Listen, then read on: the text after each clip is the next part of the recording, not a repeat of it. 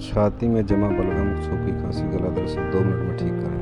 थोड़ा गुड़ लें, हरी इलायची, अजवाइन, काली मिर्च, काला नमक, अदरक पाउडर, इन सभी को धीमी आंच पर 2 मिनट तक पकाएं और बढ़िया से इसका घोल बनाएं।